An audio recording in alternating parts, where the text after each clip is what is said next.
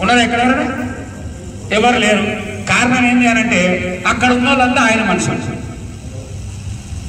ఇప్పుడు ఒక పోర్ట్రే తయారు చేసుకున్న ఆయన అధ్యక్షుడైనటువంటి వ్యక్తి ఆయన కొంతమందిని తయారు చేసుకున్నాడు.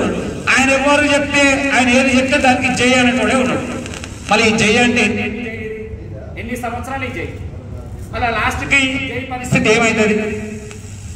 నేనేమంటున్నా, వచ్చినటువంటి సంస్థలు ఉన్నాయి కొన్ని, లేదా వ్యవస్థలు ఉన్నాయి, వాళ్ళంతా అభివృద్ధి చెంది ప్రభుత్వంతో సమానంగా ఉండి అనేకమైనటువంటి కార్యక్రమాలు చేస్తుంటే మనం 10 సంవత్సరాలు ఏం చేసినాము? 0 కోట్ల రూపాయలు ఎఫ్డీలు ఉన్నాయంటున్నాము. ఎవరి కోసం ఎఫ్డీలు? ఒక్కసారైనా తెలంగాణ ఆర్యవైశ్య మహాసభ ఒక మెరిట్ స్టూడెంట్ 100 రూపాయలు ఇచ్చినామనే సెమినార్ ఏర్పాటు చేసిర్రా?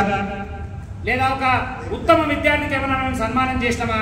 లేదా చదువుకునే విద్యార్థికి ఏమైనా చేసినామా? లేదా విదేశాలకు పెడుతున్నటువంటి విద్యార్థులు ఎవరికైనా స్కాలర్షిప్ ఇచ్చినామా?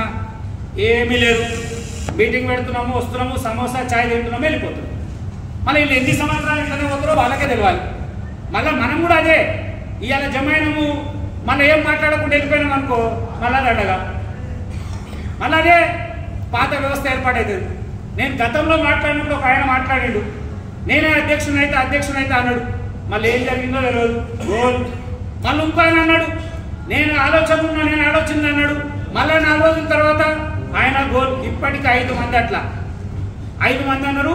5 మంది ఆయన పంచమే చేరారు. మళ్ళా దానికి నేను నిజమే చెప్తా ఉన్నా, ఎప్పుడో 1901 పెట్టిన దాటి సంస్థకు ఇప్పుడు 2015 చేసినటువంటి బయలాన్ని ఎంచుకున్నట. నేనేమంటున్నా, మీ తాతలు ముత్తాతలు కట్టిన ఇల్లు అది. ఆ ఇంట్లో మీకు అందరికి సమానమైన వాటా ఉంటుంది. 1 మంది అన్నదమ్ములు ఉన్నారు.